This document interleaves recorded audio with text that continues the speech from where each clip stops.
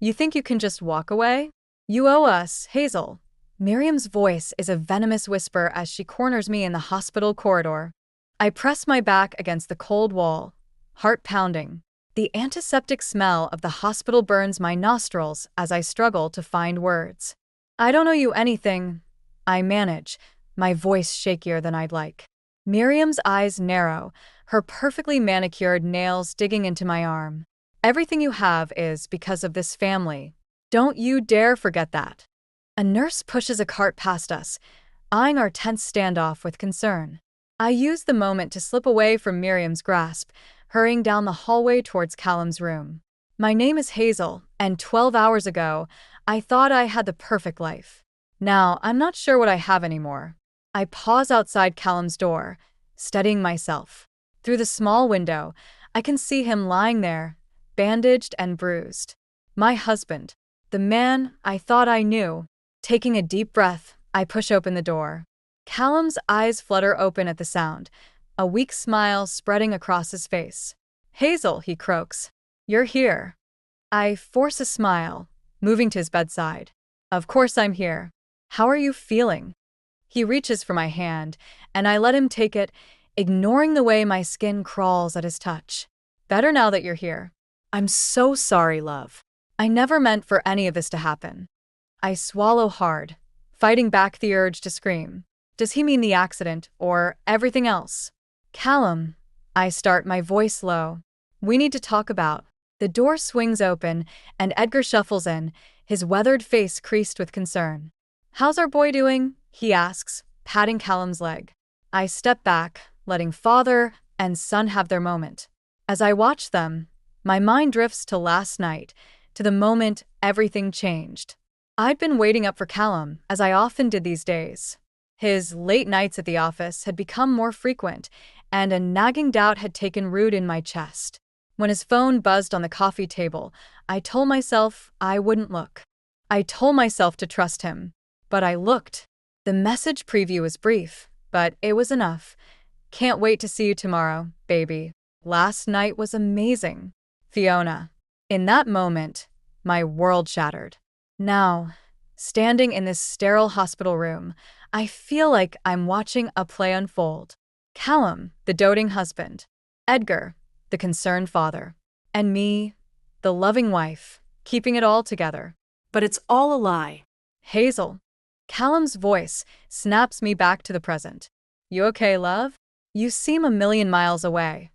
I plaster on another fake smile. Just tired. It's been a long night. Edgar pats my shoulder. Why don't you go home and rest? I'll stay with Callum for a while. I nod, grateful for the escape. As I turn to leave, Callum calls out, I love you, Hazel. Thank you for being here. The words twist in my gut like a knife. I manage a weak, love you too, before fleeing the room. In the hallway, I lean against the wall, struggling to breathe. How did we get here? How did the life I thought was so perfect turn out to be built on lies? I think back to when Callum and I first met.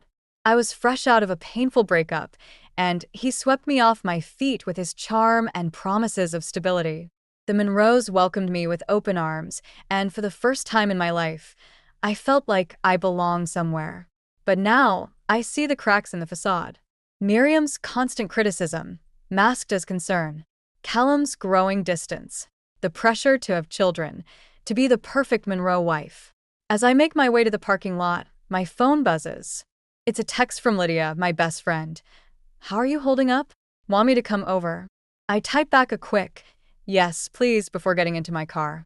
As I sit there, key in the ignition, I realize I'm at a crossroads. I can pretend everything's fine, keep playing the role of the dutiful wife. Or I can face the truth and fight for the life I deserve. The engine roars to life, and with it, a new determination fills me. I may not know what the future holds, but I know one thing for certain. I'm done living a lie. I step into the Monroe household, the air thick with tension. Miriam's critical gaze follows me as I move through the living room, her lips pursed in disapproval. Hazel, dear, she calls, her voice syrupy sweet. Come sit with me. We need to talk about Callum's recovery and other matters. I steel myself, sinking into the plush armchair across from her. What other matters, Miriam? She leans forward, eyes narrowing. You know what I'm talking about. It's been 5 years, Hazel. When are you going to give this family an heir? The familiar ache blooms in my chest. Miriam, we've been over this. Callum and I. Are you even trying? She interrupts. Maybe if you put as much effort into starting a family as you do into your little hobbies, we'd have grandchildren by now. I bite my tongue, remembering the countless doctor's appointments, the treatments, the disappointments. Callum had been supportive at first, but lately, we're doing our best. I manage, my voice tight. Miriam scoffs. Your best clearly isn't good enough. Do you know what people are saying? That you're too selfish to have children. That you're holding Callum back. Her words cut deep, reopening old wounds. I stand abruptly, needing to escape. I should check on Callum. The doctor said he needs rest. As I hurry up the stairs, I hear Miriam mutter, "Useless girl. I told Callum he should have married someone else." I pause outside Callum's room, taking a deep breath to compose myself. When I enter, he's propped up in bed, scrolling through his phone. He barely glances up as I approach. How are you feeling? I ask, perching on the edge of the bed. He shrugs, wincing slightly. Been better. Did you bring my work laptop? I need to send some emails. I frown. Callum, you're supposed to be resting. The doctor said. I know what the doctor said, he snaps. But I can't afford to fall behind at work. Not now. The irritation in his voice surprises me. What do you mean? Not now. He hesitates, then sighs. There's a big promotion coming up. I'm in the running, but it's not guaranteed. I need to stay on top of things. I nod slowly, a knot forming in my stomach. Is this why he's been working so late? Or is it just another lie? I'll get your laptop, I say quietly, standing to leave. As I reach the door, Callum calls out, Hazel? I'm sorry. I know things have been difficult lately. Once this promotion comes through, everything will be better. I promise. I force a smile, not trusting myself to speak. As I close the door behind me, I wonder how many more promises he'll make and break. Downstairs, I find Edgar in the study, poring over a stack of papers. He looks up as I enter, his kind eyes crinkling at the corners. Hazel, my dear, how are you holding up? I sink into the chair across from him, suddenly exhausted. I'm managing. Edgar nods, understanding in his gaze. Miriam giving you a hard time again? I shrug, not wanting to cause more family drama. But Edgar sees right through me. Don't let her get to you, he says gently. Miriam, she means well in her own way, but she forgets that not everyone shares her priorities. I look at him, surprised by his candor. Edgar has always been the quiet one, rarely speaking against his wife. What about you, Edgar? I ask. What are your priorities? He's silent for a moment, his weathered hands fidgeting with a pen. Peace, he says finally. A quiet life, free from all this chaos. Something in his tone makes me wonder if he's as trapped in this family as I feel. Before I can respond, Miriam's voice rings out from the hallway. Edgar, where's that financial report? The bank's calling again. Edgar sighs, the weariness evident on his face. Duty calls, he murmurs, gathering his papers. As he leaves, I'm struck by the realization that perhaps I'm not the only one suffocating under the weight of Monroe family expectations. Later that evening, as I'm preparing dinner, my phone buzzes. It's a text from Lydia. Hey girl, how are you holding up? Drinks tomorrow night. I smile, grateful for the lifeline my best friend is offering. God, yes. I need to get out of this house. As I set the table for dinner, my mind wanders to the future. How long can I keep living like this? Pretending everything's fine when I'm drowning in doubt and resentment? Miriam sweeps into the dining room, eyeing the table critically. Only 4 place settings? I told you my sister's coming for dinner. I freeze, panic rising. I'm sorry, I forgot. I'll add another. Honestly, Hazel, Miriam interrupts, exasperation dripping from every word. How do you expect to manage a household if you can't even remember a simple dinner guest? As she bustles around, Fixing my table settings, I feel something inside me snap. The facade I've been maintaining starts to crumble. I may not know what the future holds, but I know one thing for certain. Something has to change. And soon. I stand in our bedroom, Callum's phone clutched in my trembling hand. The house is quiet, everyone else asleep. But my world is imploding. Can't wait to see you tomorrow, baby. Last night was amazing. Fiona. The words blur as tears fill my eyes. I scroll through the messages, each one a dagger to my heart. Photos, intimate conversations, plans for secret rendezvous. It's all there, laid bare in cold, unforgiving pixels. I sink onto the bed, our bed, where just days ago, I thought we were happy. How long has this been going on? How many nights did he lie next to me, thinking of her?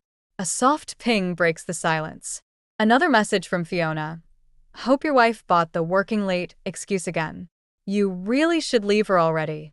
Rage surges through me, hot and fierce. I want to scream, to break things, to confront Callum right now. But a cold, calculating voice in my head tells me to wait. To plan. I take a deep breath, forcing myself to think clearly. Who is this Fiona? The name sounds vaguely familiar.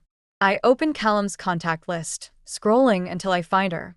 Fiona Blake. Of course. The new junior executive at his firm.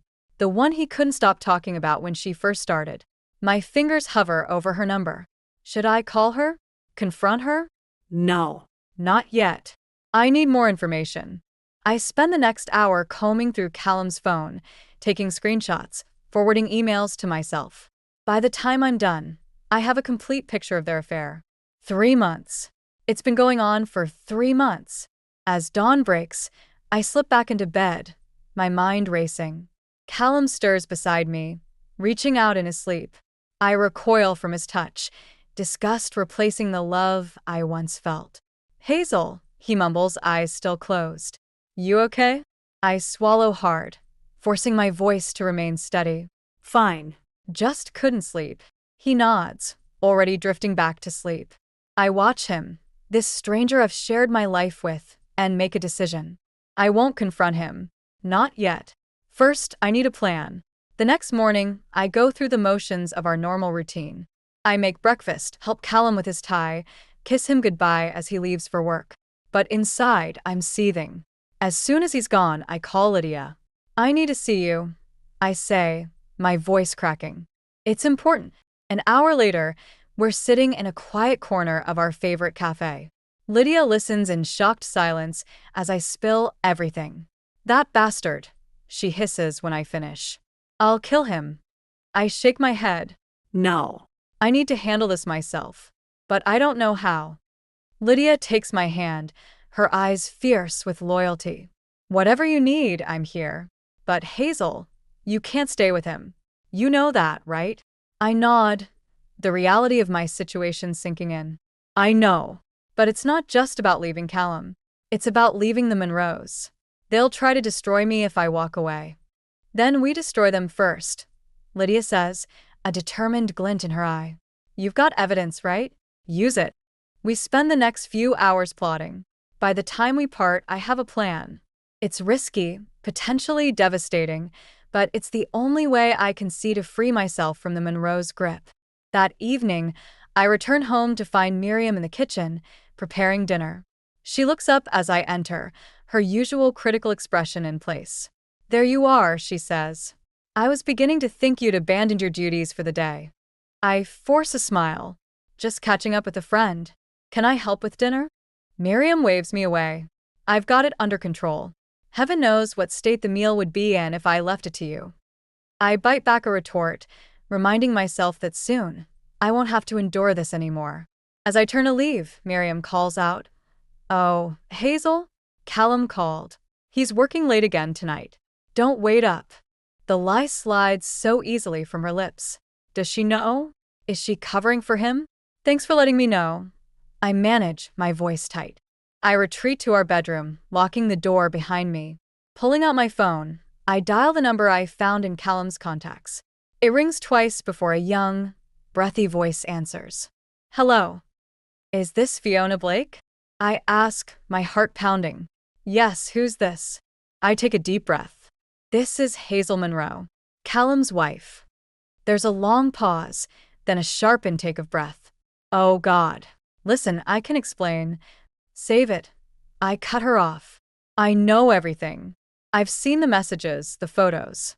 I know about your little affair. Please, Fiona pleads, her voice trembling. It's not what you think. Callum said he was leaving you. I laugh bitterly. Of course he did. And I'm sure you believed him, didn't you? Just like I believed him when he said he was working late. Fiona starts to speak again, but I interrupt. I'm not calling to hear your excuses. I'm calling to give you a warning. This ends now. Or I go public with everything. Your career, your reputation, it'll all be over. Do you understand? There's a long silence, then a quiet. Yes, I understand. I'm so sorry, Hazel. I never meant. I hang up, cutting off her apology. My hands are shaking, but I feel a surge of power. For the first time in years, I'm taking control of my life. As I stare out the window, watching the sun set on another day in this gilded cage, I make a vow to myself. This is just the beginning. By the time I'm done, the Monroes will wish they'd never met me. I stride into Callum's hospital room, my heart pounding but my resolve unwavering. Miriam sits by his bedside, fussing over his pillows. They both look up as I enter, their smiles fading at the sight of my grim expression. Hazel, Callum asks, concern creeping into his voice. What's wrong? I take a deep breath, steeling myself. I think it's time we had a talk. All of us. Miriam stands, her eyes narrowing. What's this about? I pull out my phone, my fingers trembling slightly as I pull up the incriminating messages. It's about the truth, Miriam. The truth Callum's been hiding from all of us. Callum's face pales. Hazel, wait. But I'm done waiting. I turn the phone screen towards them, watching as Miriam's eyes widen in shock and Callum's face crumples in guilt. 3 months, I say, my voice surprisingly steady. 3 months you've been lying to me, sneaking around with Fiona Blake. Miriam gasps, her hand flying to her mouth. Callum, tell me this isn't true. Callum looks between us, panic clear in his eyes. I can explain. Explain what? I cut him off. How you've been making a fool of me. How you've been risking everything we've built for some office fling. It's not like that, he pleads. Fiona, she understands me. She doesn't pressure me like I do. I finish for him, anger flaring. Because I want a family? Because I expect you to be a partner, not just a provider. Miriam, recovering from her initial shock, steps forward. Now, Hazel, let's not be hasty. I'm sure this is all just a misunderstanding. I turn to her, disbelief coloring my voice. A misunderstanding? Did you not see the messages, Miriam? The photos. These things happen in marriages, she says, her tone placating. The important thing is to work through them, for the sake of the family. Her words ignite something in me, a fury I've been suppressing for years. The family? You mean your precious Monroe legacy? That's all you care about, isn't it? Not my happiness, not even Callum's. Just your reputation. Callum tries to sit up, wincing in pain. Hazel, please. We can work this out. I'll end things with Fiona, I promise. I laugh, a hollow sound that echoes in the sterile room. End things? I already took care of that. I called her Callum, told her everything. His face drains of color. You what? That's right, I say, a grim satisfaction settling over me. It's over. All of it. Miriam steps towards me, her eyes flashing with anger. Now you listen here, young lady. You can't just throw away everything we've given you over one little indiscretion. I stand my ground, meeting her gaze. Given me? What exactly have you given me, Miriam? Criticism? Pressure? The constant feeling that I'm not good enough. We gave you a family, she hisses. A place to belong. Or have you forgotten where you came from? Her words hit home, but instead of cowing me, they fuel my determination. I haven't forgotten, but I'm not that scared, lonely girl anymore. I don't need your approval, or your family name. I turn to Callum, who's watching me with a mixture of fear and awe. I loved you, I say, my voice softening slightly. I really did, but I can't do this anymore. I won't live a lie. Hazel, please, he begs. Give me another chance. I'll do better, I swear. For a moment, I waver. The life we've built, the dreams we've shared, can I really walk away from all of it? But then I remember the messages, the lies, the years of feeling inadequate. No, I say firmly, I deserve better than this. Better than both of you. I turn to leave, but Miriam grabs my arm. You can't just walk away, she snarls. You're nothing without us. You'll come crawling back, you'll see.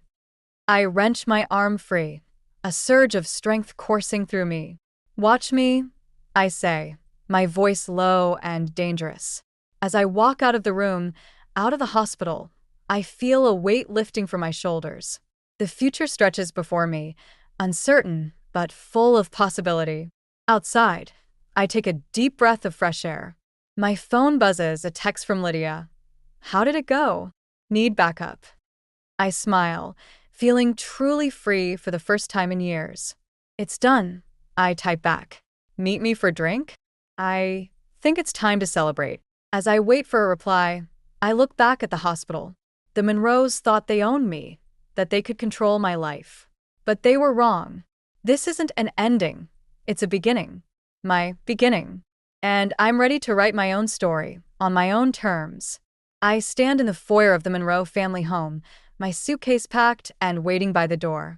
The house feels different now, its grandeur tainted by the secrets and lies it has harbored. Miriam's voice echoes from the living room, sharp and insistent. Hazel, we need to talk.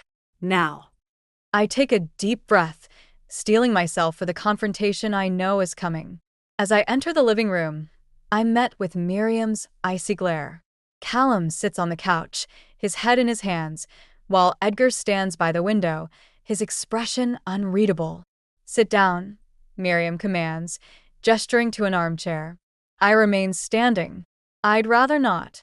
I won't be staying long. Miriam's eyes narrow. Don't be ridiculous. You're not going anywhere. I've made my decision, Miriam, I say, my voice steady despite the trembling in my hands. I'm leaving. Callum looks up, his eyes red-rimmed. Hazel, please. We can work this out. I'll do anything. I turn to him, feeling a mixture of pity and disgust. It's too late for that, Callum. You made your choice. Miriam stands, her voice rising. Now you listen here, young lady. You have no idea what you're throwing away. The Monroe name means something in this town. Without us, you're nothing. Her words hit me like a physical blow, but I stand my ground. I'd rather be nothing than live another day in this house of lies. Lies? Miriam scoffs. We gave you everything. A home, a family, a purpose. And this is how you repay us. I laugh, a bitter sound that surprises even me. A purpose? You mean being your personal punching bag? Living up to your impossible standards? Don't be so dramatic, Miriam snaps. Everything I've done has been for this family. For you and Callum. No, I say, my voice low and dangerous. Everything you've done has been for yourself. To maintain your precious control. Miriam's face contorts with rage. She steps towards me, her hand raised as if to strike. You ungrateful little. That's enough, Miriam. We all turn in shock. Edgar has stepped away from the window, his usually quiet voice firm and commanding. Edgar? Miriam gasps. What are you doing? He moves to stand beside me, his presence a surprising comfort. I'm doing what I should have done years ago. Standing up to you. Miriam's mouth opens and closes, no sound coming out. Callum looks between his parents, confusion written across his face. Edgar turns to me, his eyes kind. Hazel, I'm sorry. I should have spoken up sooner. The way Miriam has treated you, it's not right. I feel tears pricking at my eyes, touched by this unexpected support. Thank you, Edgar. Miriam seems to recover her voice. Edgar, have you lost your mind? She's tearing this family apart. Edgar shakes his head sadly. No, Miriam. You've been doing that for years. With your criticism, your manipulation, your obsession with appearances. I've watched you crush the spirit out of everyone in this house, including our son. Callum flinches at his father's words, a look of dawning realization on his face. Miriam's voice turns pleading. Edgar, please. Everything I've done has been for us.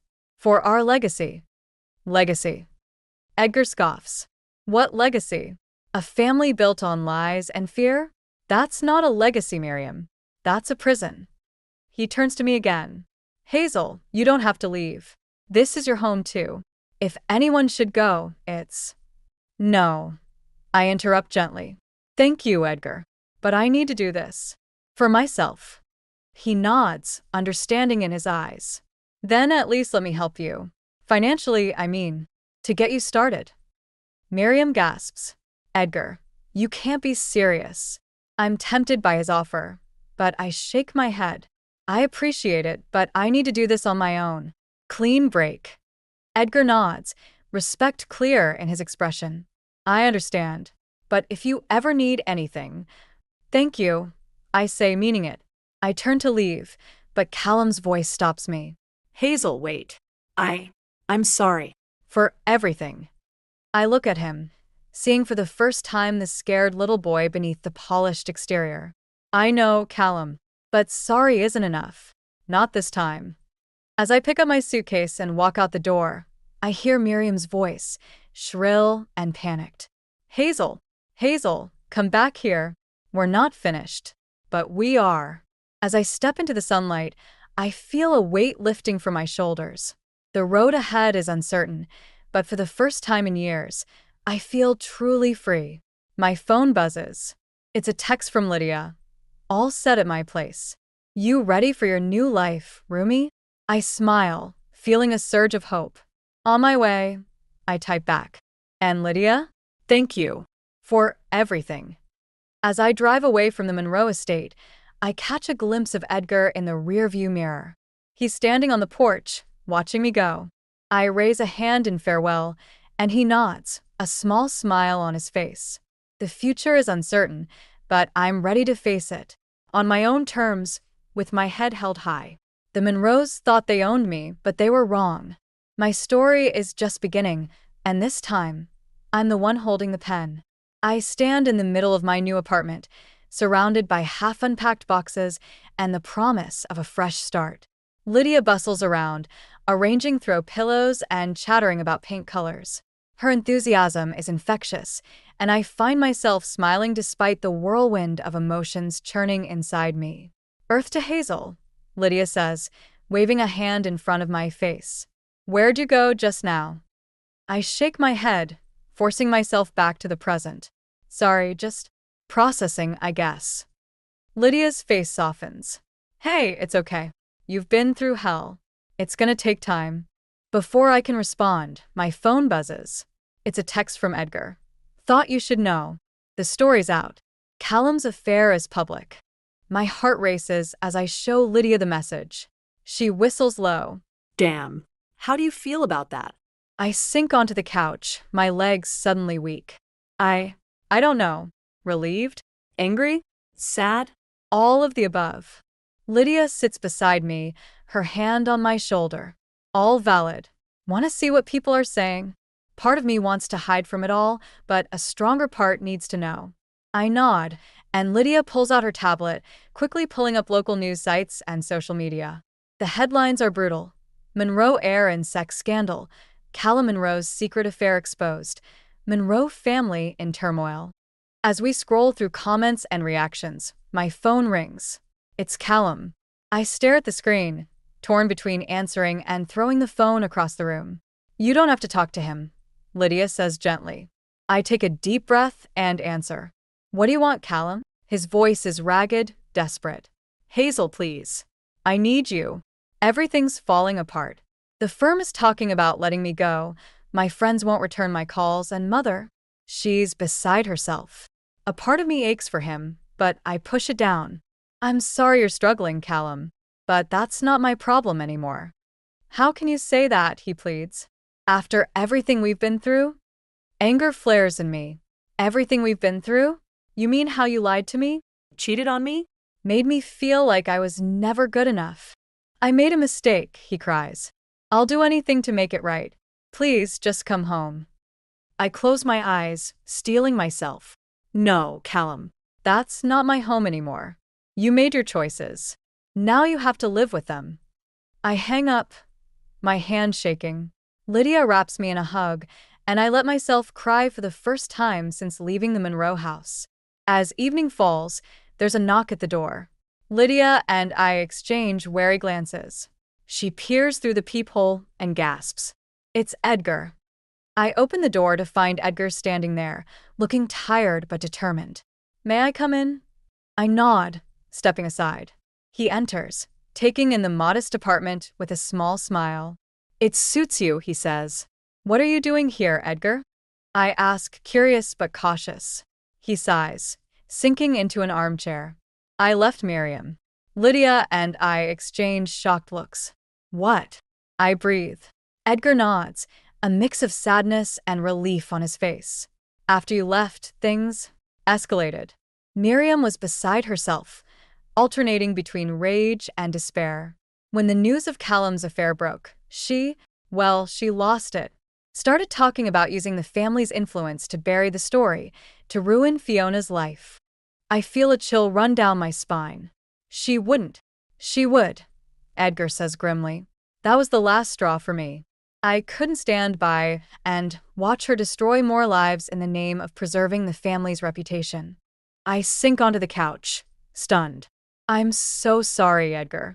I never meant to cause all this chaos. He leans forward, his eyes intense. No, Hazel, you didn't cause this. You just had the courage to expose what was already there. The rot at the heart of the Monroe family. Lydia, who's been uncharacteristically quiet, speaks up. So, what happens now?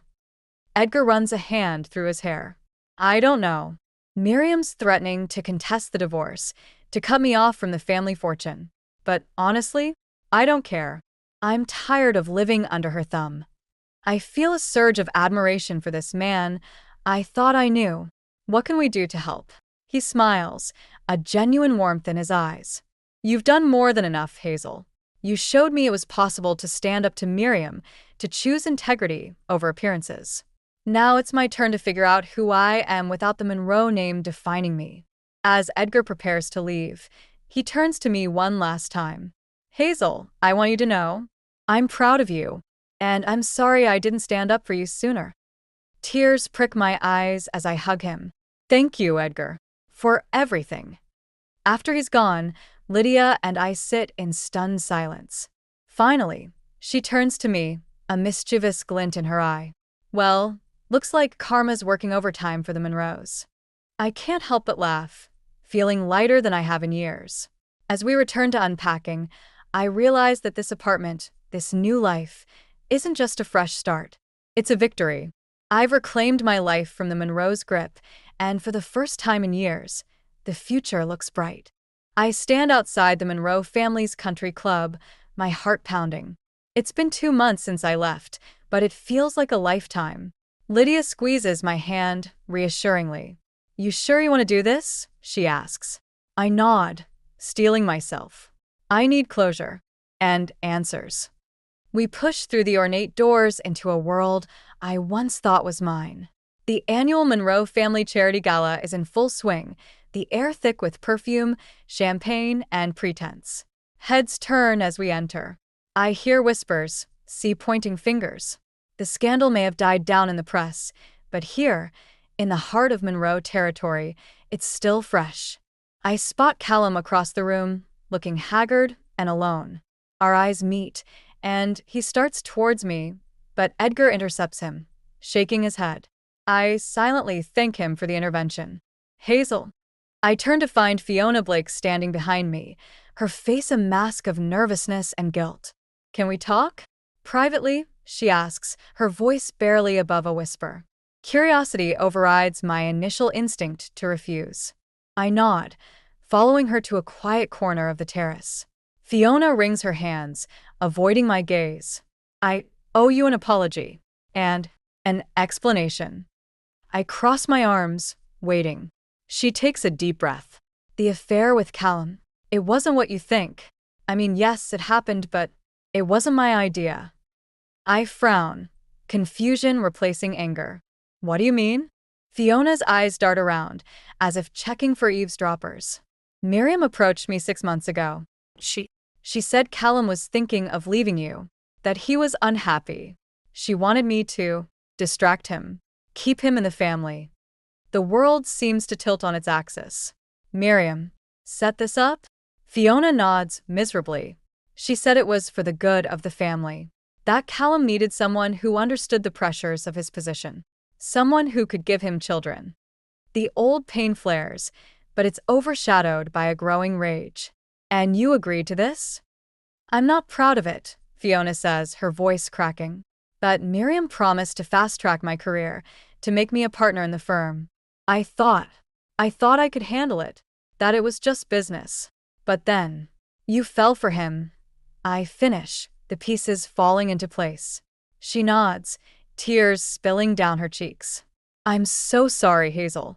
I never meant to hurt you.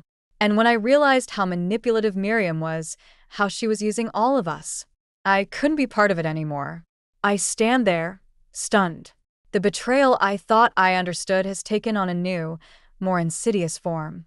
Miriam's machinations run deeper than I ever imagined. Why are you telling me this now? I ask. Fiona wipes her eyes. Because you deserve the truth. And because I'm leaving. I can't stay here, can't be part of this toxic world anymore. I thought you should know before I go. As she turns to leave, I catch her arm. Fiona, thank you for telling me. She gives me a sad smile and disappears into the crowd. I make my way back to Lydia, my mind reeling. But before I can reach her, Miriam appears, blocking my path. Well, the prodigal daughter-in-law returns, she sneers. Come to beg forgiveness? I look at her, really look at her, and for the first time, I see the fear behind her bravado. The desperation to maintain control. No, Miriam. I say calmly. I came for the truth. And I got it. Her eyes narrow. What are you talking about? I know what you did. I say, my voice low but firm. How you orchestrated Callum's affair. How you've been manipulating all of us. Miriam's face pales, but she quickly recovers. Don't be ridiculous. You're just trying to shift blame for your failed marriage. Am I? I challenge. Shall we ask Fiona? Or Callum? I wonder what they'd say if questioned about your little scheme. Fear flashes in her eyes, quickly replaced by anger. You ungrateful little. That's enough, Miriam. We both turn to find Edgar standing there, his face set in grim determination. Edgar, don't interfere, Miriam hisses. But Edgar shakes his head. No more, Miriam. No more lies, no more manipulation. It's over. The room has gone quiet, all eyes on our little drama. Callum approaches, confusion written across his face. Mother? What's going on? I look at Callum, seeing him clearly for the first time in years. Not the charming facade or the lying cheat, but a man caught in a web not entirely of his own making. In that moment, I'm faced with a choice. I could expose Miriam's schemes, bring the whole Monroe empire crashing down. Part of me wants to, craves that vengeance. But as I look around at the shocked faces, at Edgar's quiet strength and Callum's dawning realization, I understand a fundamental truth. Revenge won't heal me. It won't undo the pain or restore what I've lost. I turn to Miriam, my voice steady. It's over. Your games, your control. It ends now. Not because I'm exposing you, but because I'm walking away. For good this time. I see the shock in her eyes, the disbelief that I'm not playing by her rules. As I walk away, head held high, I feel a weight lifting. The future is uncertain, but for the first time in years, it's mine to shape. Lydia falls into step beside me as we exit the club. You okay? She asks softly. I take a deep breath of the cool night air. No, I admit, but I will be. I stand in front of the mirror, adjusting my blazer and taking a deep breath.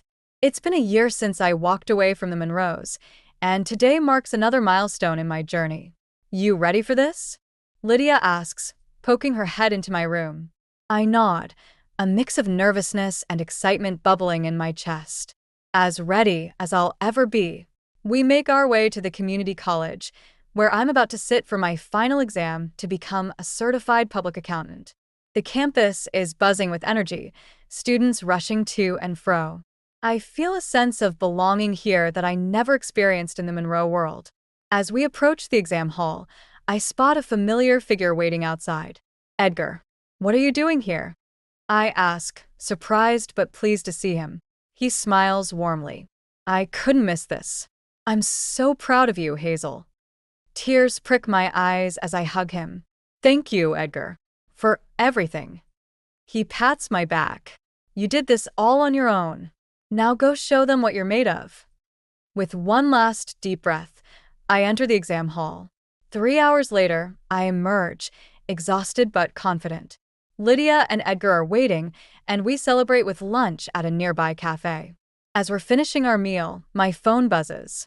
It's an email from the accounting firm where I interned. I open it with trembling fingers and read aloud. Dear MS. Monroe, we are pleased to offer you a full-time position as a junior accountant. Lydia squeals with delight, and Edgar beams with pride. But it's the next line that catches in my throat. We were particularly impressed by your resilience and determination in rebuilding your life. Your journey is an inspiration. I look up at my friends, overwhelmed. They know about everything. Edgar nods. I may have put in a good word.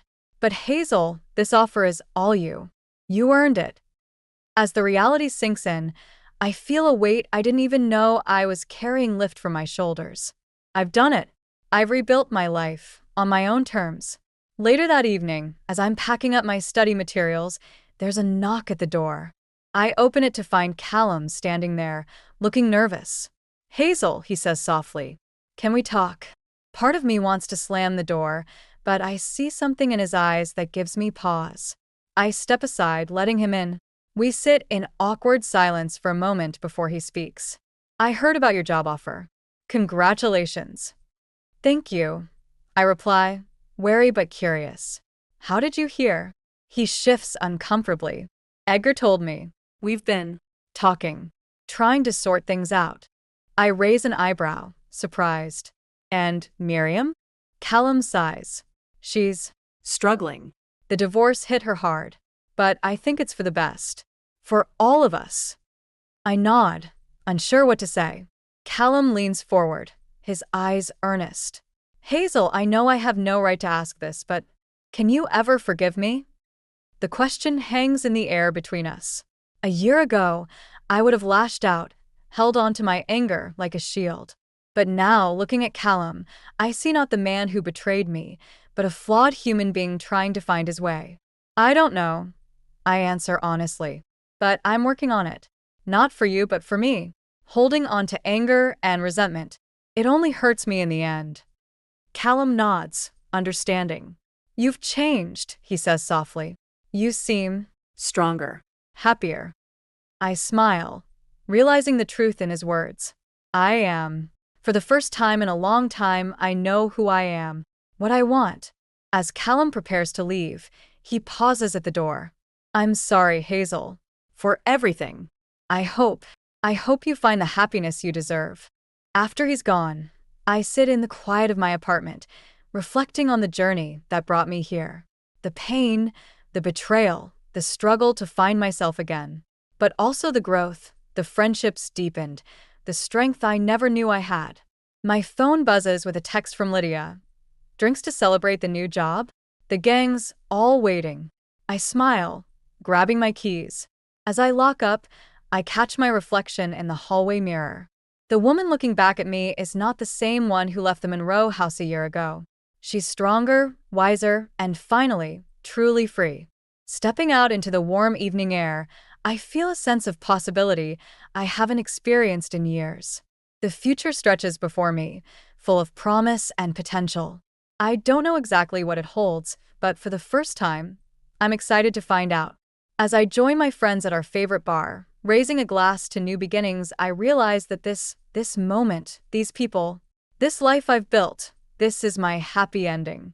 Not because it's perfect or because all the wounds have healed, but because it's real, it's mine, and I've earned every bit of it. The journey isn't over. There will be more challenges, more growth, more life to live. But as I look around at the smiling faces of the people who stood by me through it all, I know one thing for certain. Whatever comes next, I'm ready for it. Because I am Hazel Monroe, and this is my story. And it's only just beginning.